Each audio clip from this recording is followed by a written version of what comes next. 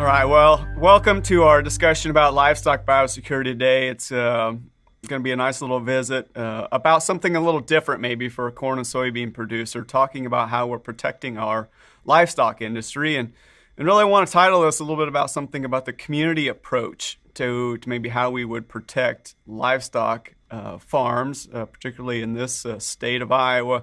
Very densely populated, some areas with hog barns, some areas with poultry, others maybe pasture, cattle, feedlots, and they all are susceptible to certain types of diseases and viruses that can pass around. And we're in a modern world where we do a lot of travel, we buy a lot of products, even feedstuffs from international sources, and we've seen throughout Asia, even spreading into Europe, foreign animal diseases. And that's going to be our main thought process today. And I'll introduce you to some of those and really the crux and importance of what they are. So I'm Colin Johnson, a swine field specialist for Iowa State University Extension. I am based in South Central Iowa, but I'm also managing corn and soybean forage livestock operation of my own, primarily cow-calf operation today, but coming with you with a lot of background, primarily with pork production today.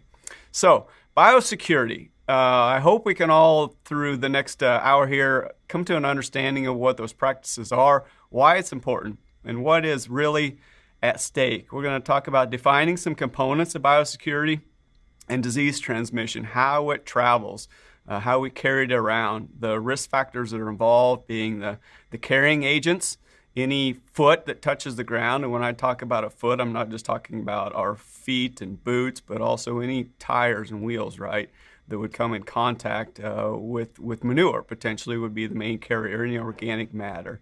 Talk about the entry points into a livestock operation within the perimeter of it, within the facility itself, and the building.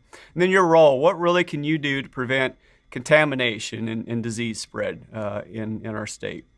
So what is biosecurity from a livestock producer perspective? And primarily, again, I'm going to talk about from a pork production perspective. I got a lot of pictures in front of you, and you can kind of glance through those and see that these are a lot of tools. These are a lot of methods. These alone, in my opinion, are not biosecurity, but they are pieces of our protection measures. They're just, again, tools. So our goal today really is to talk about biosecurity being more than just a sign that says stop, a sign that says contact the owner-operator about coming into the livestock operation. It's more than just showering in and out of a given barn. And it's more of a mindset. It's a change in behavior in all reality, because we can have all the right measures in place, changing footwear, showering in, protecting ourselves against pathogens and rodents, and taking all the defenses of, we're even putting biofilters on sow farms using positive pressure, ventilating all our air into the building through HEPA filters. Pretty high standard. But we can fail even in that if somebody just walks into the operation. So it's a change in behavior and throughput, getting our employees, getting our neighborhood on board to protect our operations and how we move ourselves, we move livestock, equipment, and a lot of other things that I'll talk about as well in there. So if I want to build a little connection to a crop producer about biosecurity, you as well, we take great measures in biosecurity on our crop farms. I've got a photo there of spraying a fungicide, or maybe an insecticide might be a better application, about protecting a growing crop, right, from a given pathogen. So that's something we would relate as well, maybe into a livestock facility, of washing and then disinfecting. We're using virucides, or you might just put a general term of a germicide, right? We have three kind of main categories that we talk about in biosecurity of protecting herd health, being treatment, prevention, and control measures. And so those are very similar. I hope we can build a lot of connection here. And here's some examples about crop farm biosecurity, about corn and soybean protection, measures that you might take. Just doing tillage, right? We're going to bury residue. We're going to help decompose residue that may have bacterial tissues on it, that may have fungal tissues that we want to bury and help decompose over our winter months, for example. Degradation, weed suppression. is done through tillage as a pathogen, right? As something that's detrimental to our crop, being weeds. Or we can utilize cover crops that suppress weed growth as well, correct? How about cleaning of our tillage equipment? Blowing weed seed out of our harvesting equipment, washing off tillage equipment, for example, if we're transferring winter annuals around. I know in my neighborhood I've watched a few fields in the springtime come up with henbit. And it can transfer very, very easily, and we've seen that done on the tillage equipment. Pennycress is another one I have, for example, in my forage fields. I don't know what it is in your community, but you can see that easily transferred by your equipment, carrying around organic matter, seed material in that relation. How about cleaning of seed? Using genetically enhanced GMO-type seeds. One of the first ones we had in the industry was our BT, our Bacillus thuringiensis, which what it is it's producing a protein that will destroy insects, right? Destroy the corn borer. It's toxic to it when it consumes it. That's a form, in my opinion, of biosecurity in relation to seed treatments. We have a whole slew of those as far as fungicides, insecticide products, lots of biologicals that come on the market, and all of our pesticide usage, whether that's herbicides, insecticides, fungicides, that are destroying or helping us prevent and control pathogens in our community. What more about biosecurity? Truly, what is it? Well, if we break the word down, there's two words there, right? Bio and security. We have security meaning safety, right? And then we have bio meaning something is living and active. So we're protecting and destroying. One, we're protecting our livestock, and we're destroying pathogens that are alive.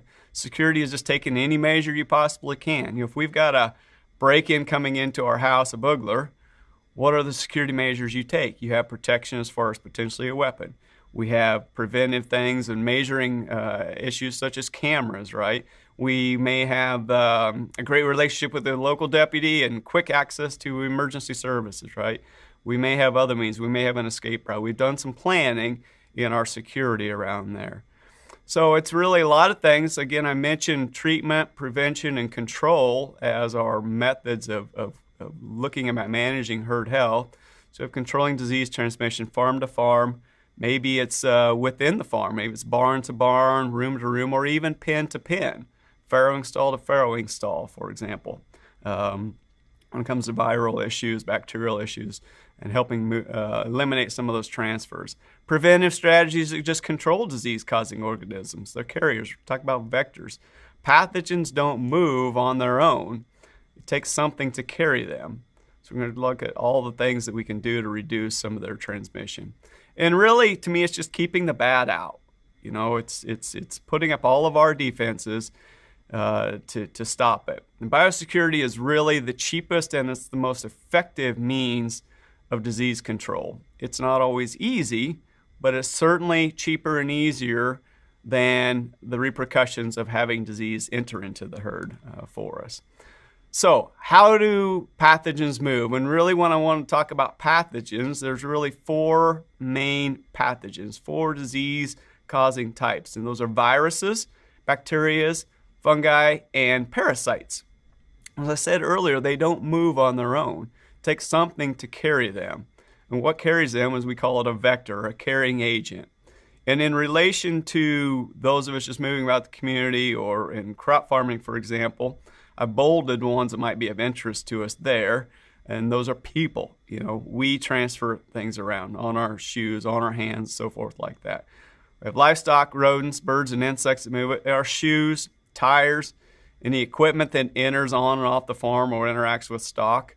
Visitors that come, feed. Feed's a big one, and that's an important one to talk about today is how maybe viruses can be carried within our feed. Air and water and manure. Manure is tracked around. It's one of the best fertilizer assets we have in the state, but it's organic matter that can contain our pathogen load. So when we're doing application, when it's moving across the road, when we interact with it at the local Casey's gas station, when somebody else has walked through and we step in through some of that, when we're at a county fair or an exhibition type situation as well.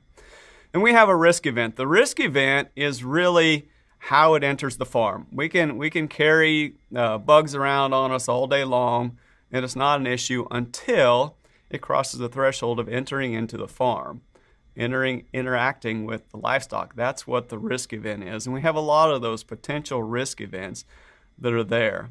So we want to just slow down the ability of these, what I would call maybe hitchhiking pathogens onto us and into the farm. So here's an example of what I'd call as a risk event.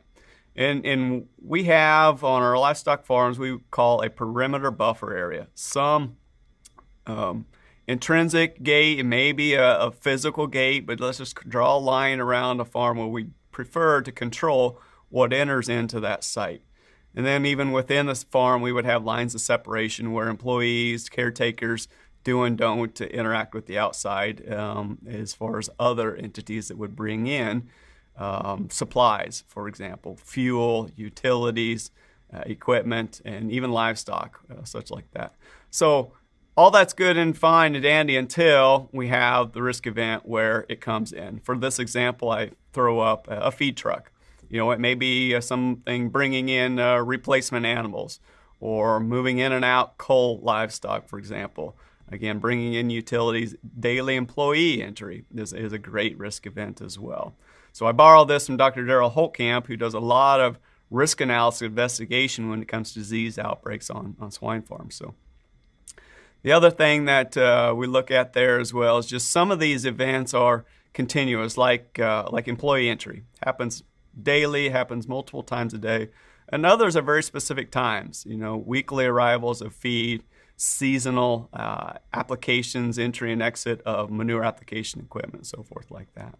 So Dr. Holtkamp, who is with our Department of Veterinary Medicine, does, again, a lot of risk analysis on farms. And here is a whole list of the gamut of things we look at protecting on a breeding farm. You know, breeding farm, a sow breeding farm, is very dynamic in all the inputs and outputs that come from it, the employment levels, the amount of supplies, the economic turnover is huge.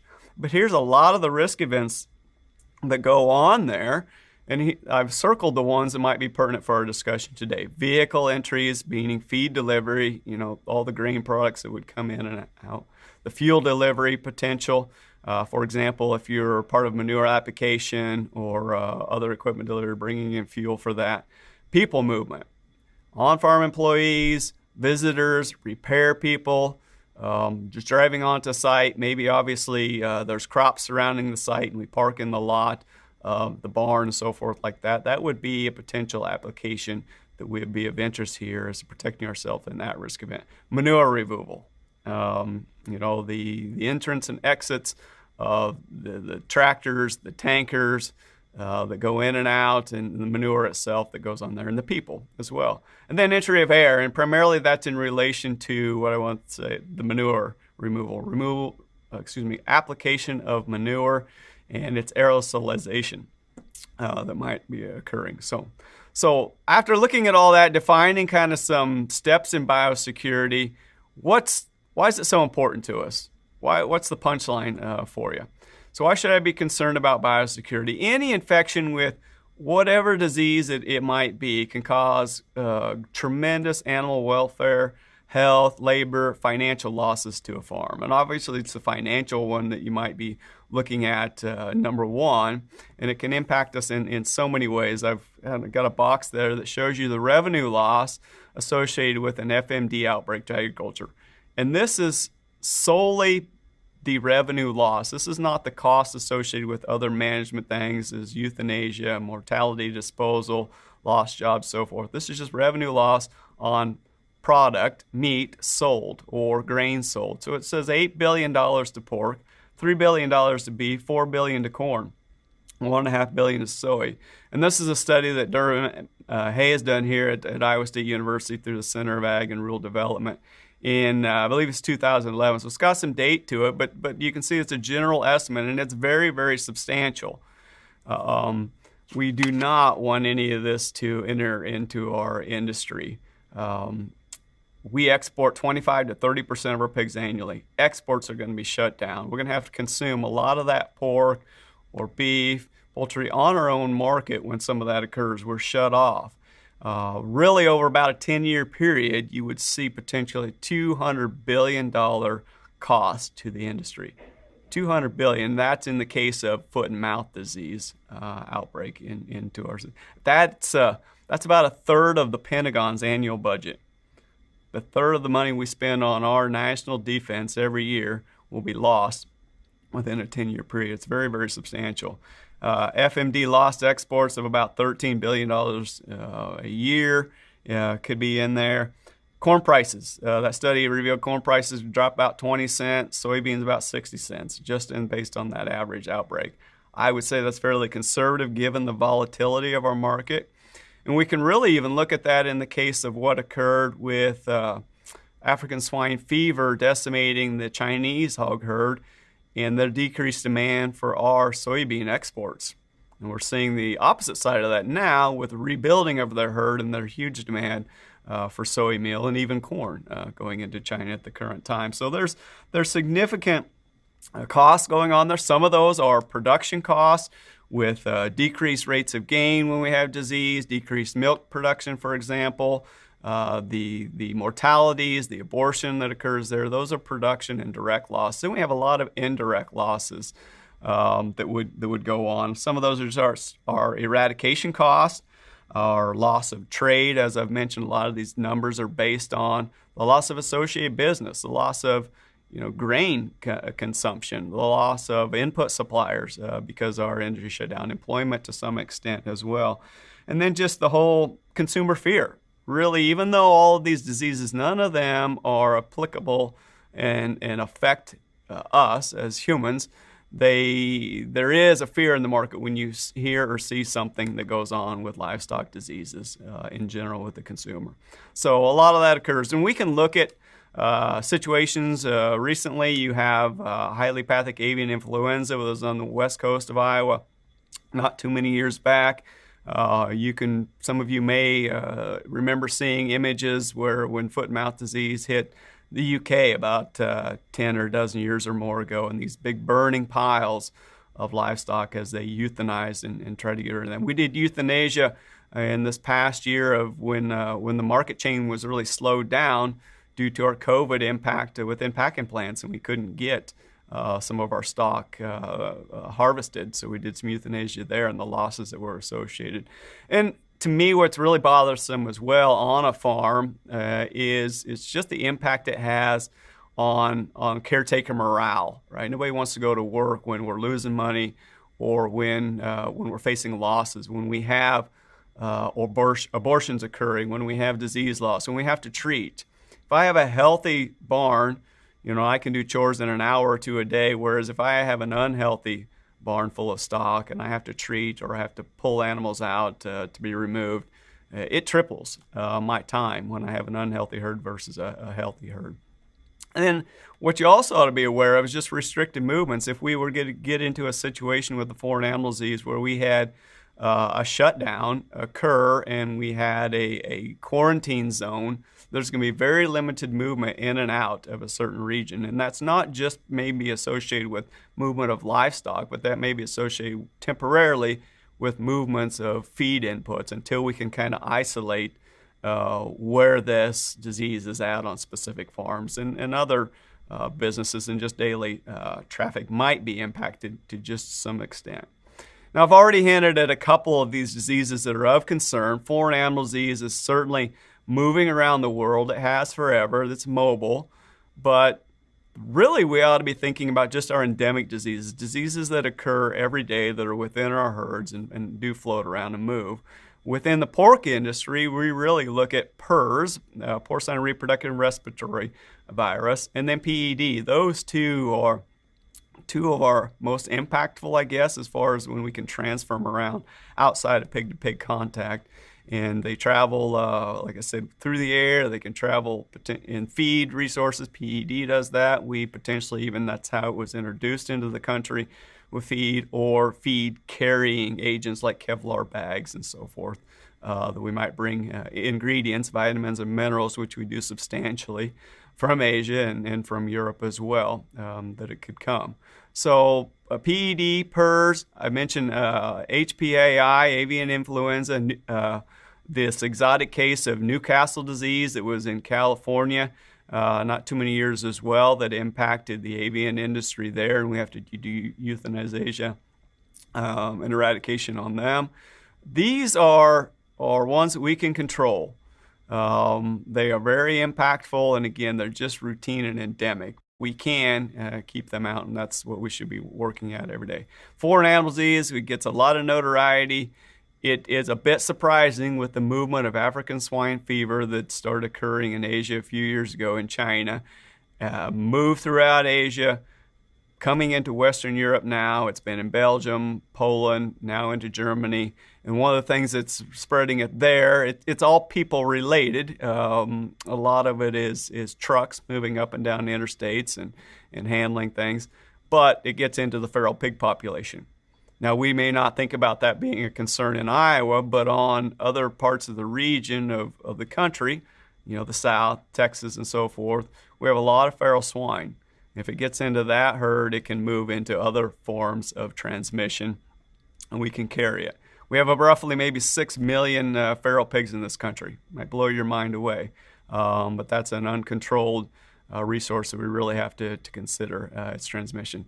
Foot and mouth disease, it's endemic in certain parts of the world, and it can be detrimental to our livestock industry. It would be the cloven-hooved livestock such as cattle, pigs, sheep, and even our precious white-tailed deer that's in the state are going to be carriers of foot and mouth disease. They may not suffer high mortalities, but they're going to be a carrier for us and certainly move around. African swine fever, generally only really impactful to a high extent in pigs, but it's going to be carried by a lot of other things, and fomites being ticks and so forth like that, especially in the South. So classical swine fever, also known as hog cholera. We haven't had that for a number of years. I believe in the 70s, 1978 was the last case of that when we eradicated it in the U.S. We have never had ASF in the U.S. FMD has been well over 100 years, I believe, since we've had that. 1929 potentially in North America, and like 1872, I believe, in other cases. But it does travel, and since that time, we have much greater impact of foreign travel, visitors every day in and out. We have increased trade. We have sneaking, I guess you might say, of fruits, vegetables, and meat products, which all of these would be carried in fresh meat products to an extent if we have serum in there and comes through our airport. So we've done a lot of increased measures within our airport security as well. And then it never ceases to amaze me, what's the next disease, what's the next one on the horizon as far as pathogens. When we had PRS start in the early 90s, it was labeled the mystery swine disease. And it probably had close to 20 different names, between a dozen here in the U.S., maybe a dozen names in Europe, before we isolated to call the strain we had PRS, PRRS. And so what's the next one? And like every decade, we have something new occurring. Bring one from South America, over from Asia. We see that with COVID, right? A new virus that even impacts ourselves. What's the next one? So we always have to be preventive. What's the next wolf knocking at our door that we need to be cognizant of? So barn visitor security. What are some measures now that we have some understanding that we can take? And really, number one, it's foot traffic. Whether it's your feet, whether it's tires, we need to be cognizant and keep them clean. There's an example there of just simply double booting. You can buy boxes of these plastic booties to stick over. Maybe it's when we've come to or from a livestock expedition, for example. Maybe it's we're visiting a farm, we're utilizing a drive, we're talking with a livestock producer on his site. Keep these in the pickup, slide them on, throw them off, leave them at the farm, wherever. And that's protection for two measures. One, is there something on the site that you're going to be at, or something you've had on your shoes from a previous site? Now, most all these pathogens are so small we can't see them, right? We're incognizant that we might have them or where we have picked it up. So we carry it around on floorboards and on our shoes. And I might be a little extreme in discussing this, but these are measures we can take. Keep equipment clean, wash out floor mats and so forth in trucks and semis. Use separate driveways, potentially. If we have that ability to do that on a site, we have one designated for farm personnel, feed deliveries, manure removal, what's what I refer to as an applicator crew anyway, so that we're not crossing paths so often. And number one, don't enter barns. Communication's key. Not me just stepping inside a barn to ask something or check on something unless it's your site or you've been invited into it, for example. Even into another pen of other livestock as well. We don't know a lot about it sometimes, but certainly there's a lot of transfer that can occur. Other measures. I mentioned earlier lines of separation. I'll show you a picture of that and be cognizant to observe that. Granted, we don't put up yellow caution tape around our barns, but in reality, that's kind of the visual maybe we want to look at, is utilizing a figurative fence, some barrier to prevent us from going into the barn. Just keep it in mind a lot of times. Don't enter barns using the same sidewalks, and most of this pertaining to if you're part of a manure applicator, manure removal crew. And there's a lot of other measures we can talk about within that process as well about pumping of manure and spreading. So if you're a caretaker by day maybe, and maybe a hauler by night, whether that's feed or grain or manure, you want to kind of up your personal biosecurity during those seasons, especially manure removal. When the time we have the most outbreaks on our swine farms is generally associated with PRRS outbreaks. We see that happen a lot of times in early or late, mid-December into January. And there's two things that have occurred in that time period. Number one, we've just gone through a manure application season in the month prior. So we've spread manure around, we've aerosolized it, we've dribbled it on the road potentially, and it's just virulent. It's existing out there.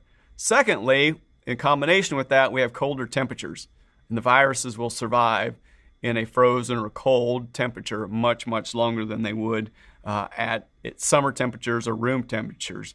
PED, it can survive 6 months post-outbreak in the pit. We can take out a PCR sample there and sample it 6 months, 4 months later, and we can find it. Not to say that it maybe it's virulent enough to cause infection if we were to do a bioassay and feed it back to the livestock, for example, but it is present. PRRS survives 5 days at refrigerated temperatures. So we have that a lot throughout the wintertime at 30 degrees, 34, somewhere in there. 5 days you can track PRRS around with having just a little manure or a little germ on your foot there. It tracks much longer in frozen conditions. Scott D. years ago did some work in Minnesota where we take a snowball, put some PRRS virus into it, throw it up under the truck, travel it around, maybe drive it into Iowa, for example. Snowball comes off at another site, unloading pigs there, melts, and we have that virus. We can detect it. Okay, we find it. African swine fever that's moving around Asia and Europe right now. Really about 1 month it'll survive in manure within a pen. It survives 11 days sitting at room temperature in the presence of organic matter or manure. And it'll survive at 5 months in fresh meat or longer when frozen, right? So that's long enough for me to travel from Europe over here with dirty shoes on and be able to infect. Or if somehow we were to get some illegal meat products in, for example. So I hope those are some points that maybe you can take and just stress really the importance of what we're doing as far as protecting a very valuable resource of our livestock industry. So takeaways today, I hope that we can realize that, yes, stuff happens, manure happens, right? We're going to produce a lot of it when we utilize a lot of it. It's a phenomenal asset. But disease doesn't have to. We don't have to track it around. We don't have to pick up hitchhikers. What is a hitchhiker? A hitchhiker is somebody you're unfamiliar with, right? And whether it's smart or not, we've picked it up and we've transferred around. And a hitchhiker, as far as carrying a pathogen around, can be very hazardous to our herd health. It can be hazardous to our safety, right?